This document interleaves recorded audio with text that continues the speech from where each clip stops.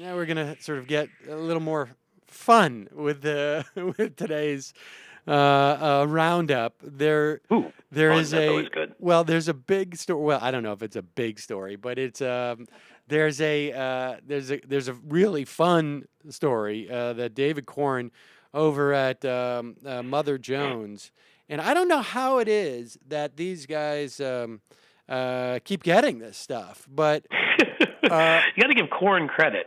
yes, At some point, he's done a pretty good job where these guys, people trust him and are giving him some amazing scoops. So you were going to tell the story, so I'll let you tell it. And I'll try not to laugh too hard while I you don't are. know if people remember the whole journalist brouhaha. The journalist was an email list of basically some like lefty journalists and some sort of center left journalists, I would say, and. Yeah. Full disclosure, I was on that list for a period of time, and found Communist. it sort of what was that? Communist. And I just have a found little fun with you, Sammy. We're going on vacation next week. I get my jabs in now. Indeed, and when apparently somebody leaked. And we say leaked. I mean, these are private email lists. Just like I have one. I'm also on one. Full disclosure, for parents of people at my public school.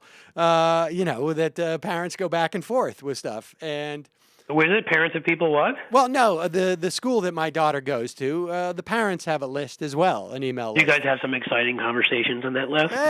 Mostly about nannies. I think my kid peed his pants today. What the hell's going on? Exactly. Kind of Why thing. isn't there? We're on those lists too. I'm just kidding with you. Right, of course. And so, but when this was leaked, I think it was to the Daily Caller, and then Breitbart. With Tucker Carlson, the big scoop. Yes. Tucker Swanson McNear and Carlson the 14th. Who They ran ran for that. Just live off of the Swanson food fortune that he's, his trust fund has to torture us by showing up and saying ever more stupid things every day. Wait a second. Is he really that big of a trust fund baby? Oh, yeah. He comes from the Swanson frozen food family. Yes. Well, why did he become so desperate? I was sort of, this is a guy who sort of lamented how horrible the right-wing media had become, and then went on to found essentially one of the most horrible right-wing media. The lowest trawling, I should say, scummiest outfit in the Daily Caller. He just is an attention whore. It's not about money.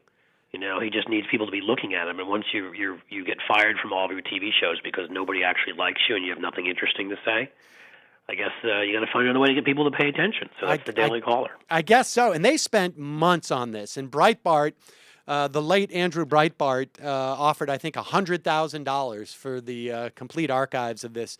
And it was like, I think you can still listen to right-wing radio and hear them reference it. This was the biggest blockbuster story that in some way these journalists were talking to each other. And it was, the stuff ranged from like, political commentary to what's the best restaurant in Chicago. Well, here's the key thing about the journalist thing. And I wasn't on it because I'm not nearly as cool as you. Well, but the thing about it is, first of all, as far as I know, and I knew a lot of people on it, it was actually all journalists. It wasn't a mixture of journalists and advocates and congressional members and people plotting together, which theoretically, and we're going to get to what you're talking about with David Corn and this Groundswell group, which kind of takes away the definition of being a journalist if you're doing that.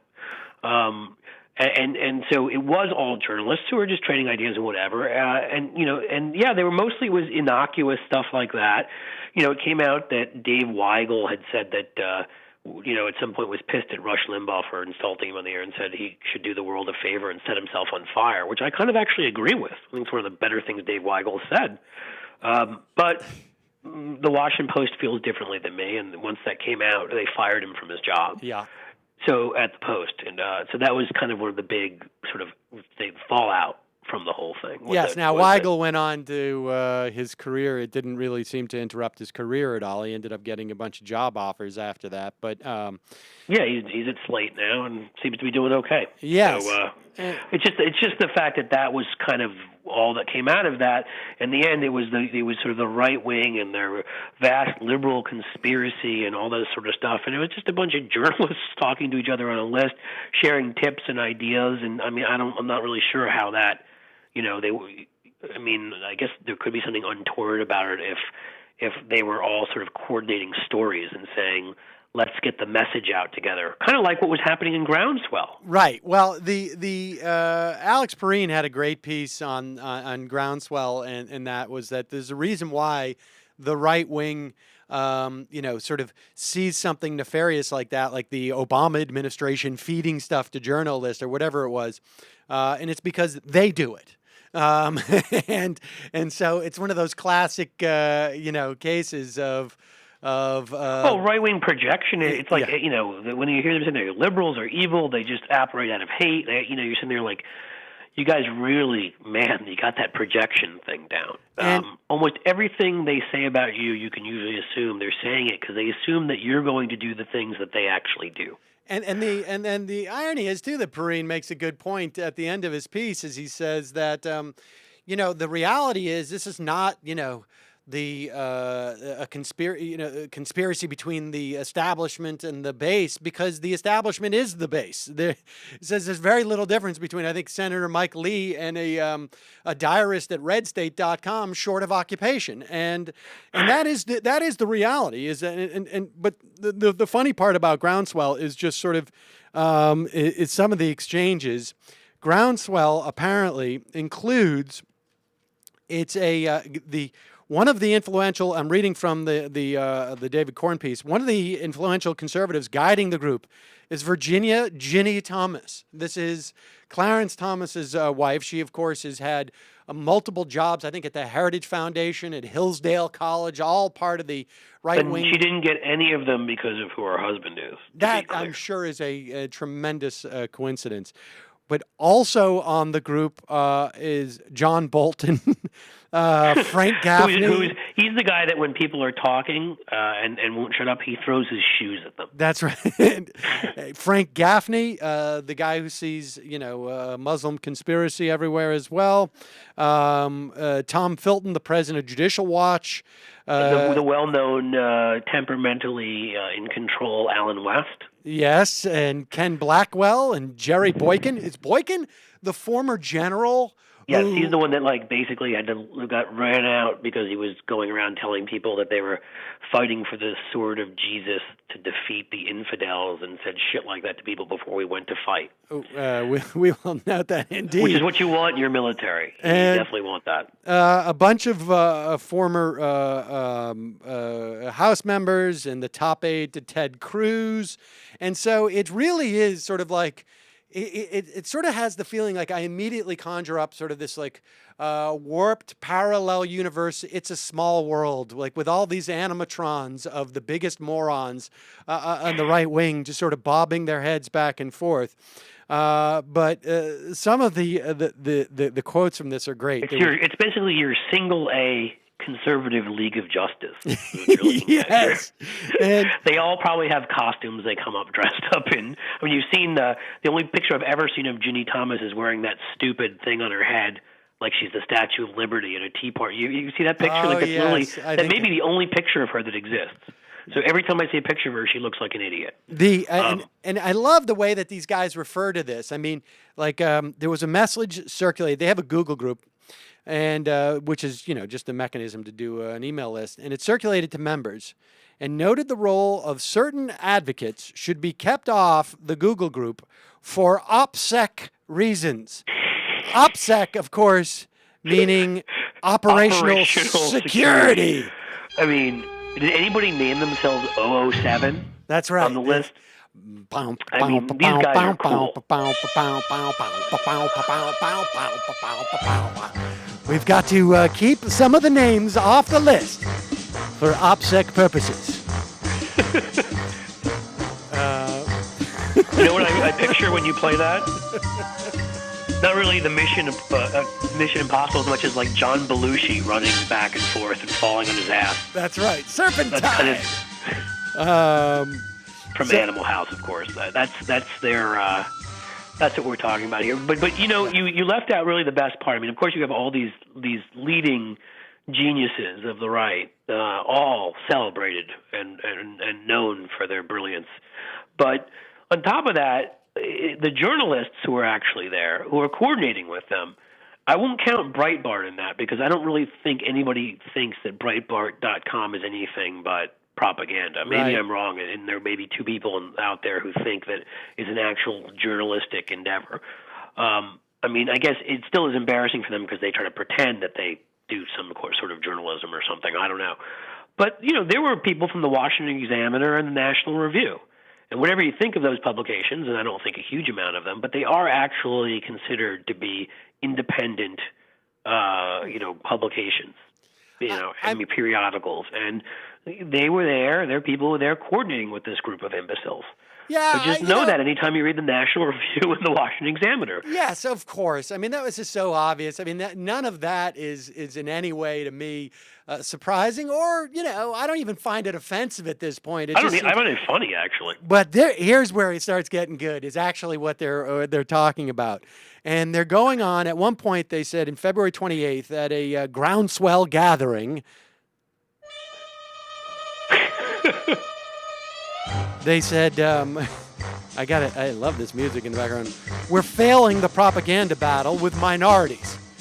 Terms like GOP, Tea Party, conservative communicate racism. So they proposed an alternative. Frederick Douglass Republican. They wanted to. And what was the best part about calling themselves Frederick Douglass Republican? Douglas. They misspelled Frederick Douglass, both names. That is just awesome. And just like your basic Tea Partier that holds up a sign, and literally has 4 words in the sentence and can't spell all of them correctly. These geniuses can't literally take the time to figure out how to spell Frederick Douglass. And it's fantastic. Well, what's also awesome about this group is just how out of touch they are. And it's also, people wonder how it is, like when we were talking about, let me read what they say, and it'll give you a notion of just what is driving the Republican Party here. Conservatives are so busy. This is notes from a March 20th meeting. Conservatives are so busy dealing with issues like immigration, gay marriage, and Boy Scouts. There is little time left to focus on other issues. These are the very issues the left wants to avoid, but we need to magnify, right? Now, okay, so they've cracked the code. Could that be Benghazi? I'm telling you, it goes on. Republicans cannot beat Obama at their own game, but need to go on the offensive and define the issues. The proposed offensive would include hyping Fast and Furious and slamming Obama's record and touting Benghazi as a full-fledged scandal. The problem is Speaker Boner and Representative Mike Rogers are refusing to deal with the Benghazi issue.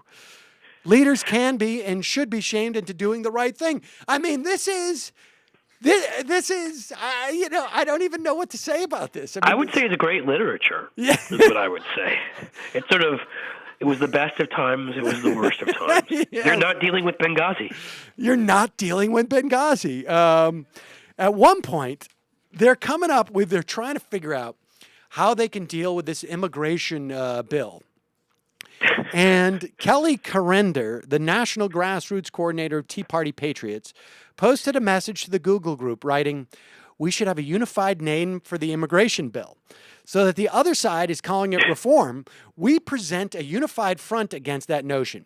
If we're calling it different things, their reform message will win. We only combat the idea that is the reform if we hammer back with one different phrase name."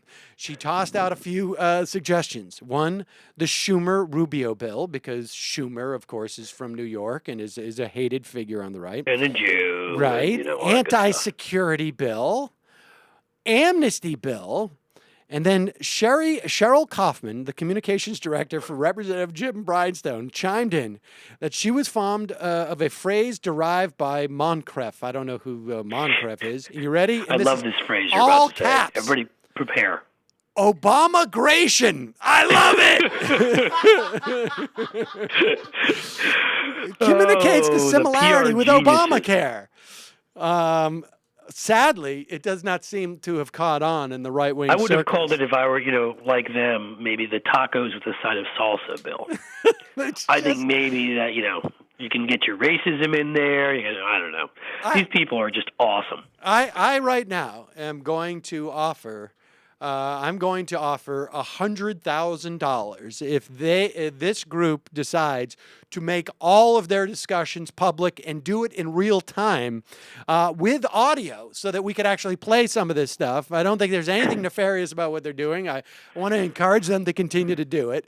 I just want them to make it publicly accessible so that we can actually monetize this on the podcast in some fashion. That would be fantastic. I want to hear what Ginny and Bolton can come up with together. Absolutely stunning. Just sort of the level of Obamaggration. I love it. Obamaggration coming to the nation. Let's do this. And for OPSEC reasons, of course, we need to all just pretend like we're 1 or 2 syllables off from Obamaggration when we introduce this, so that we can show in public that we're coalescing around it. So someone is going to say Barackagration. Someone else will say Obama immigration. Someone else will say Obama amnesty or something like that. And then we can all coalesce around Obamaggration, and then we follow the proper OPSEC protocols to do this. You all have your marching orders. Remember, it's always about politics over public safety. There you go. And everybody goes out to... that was their big phrase with Benghazi, which 8 of them repeated in headlines of columns and pieces they wrote and stuff like that. And these things they said on TV. Politics over public safety.